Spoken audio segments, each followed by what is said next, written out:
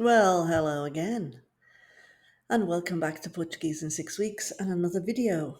This is the continuation of the one that I was doing earlier with muito, muitas, muitos, muitas. Which is the difference? When do we use them? How do we know when to use these? Well, let's take a look.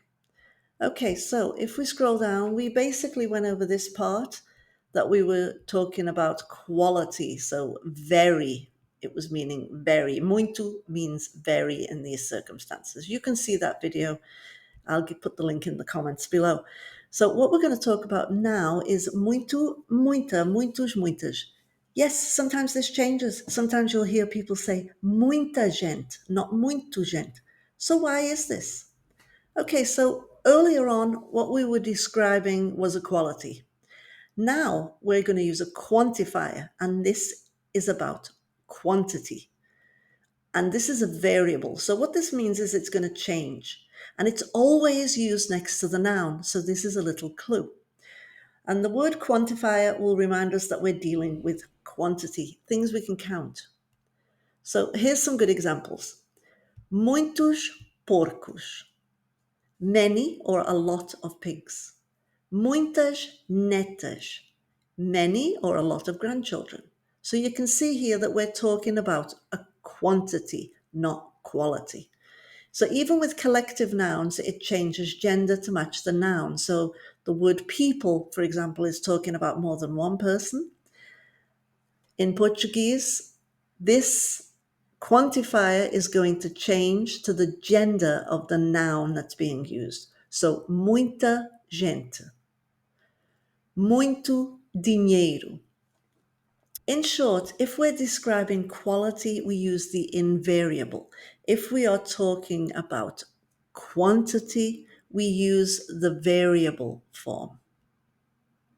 However, there are some tricky ones. There always are.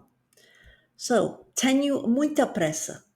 I am in a hurry. So you can see pressa is noun. As in the next one, há muito tempo. Tempo is also a noun. So this is why these are changing gender, because we're dealing with the noun. Tenho muita pressa. A pressa. So we're actually saying here, I have a lot of hurry. And there is much time. So a long time ago is translating literally into English, there is much time. So don't worry if you don't catch on straight away. Even some Portuguese native speakers get confused with these differences, in the same way that native speakers of English get confused with there, and there.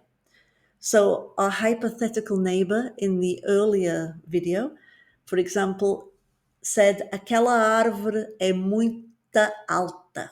No, we never say muita alta, because alta is an adjective. So we need to use very. What we would say would be aquela árvore é muito alta. That tree is very tall. Using the invariable.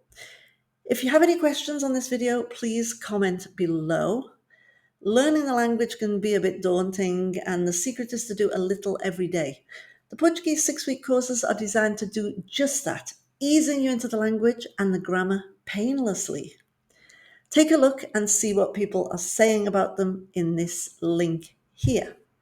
So, thank you very much for watching. Don't forget to click on that bell and to subscribe. Sorry, the bell's probably there. And to subscribe so that you get notifications every time I publish a video. And I will see you next time. Thank you very much for watching.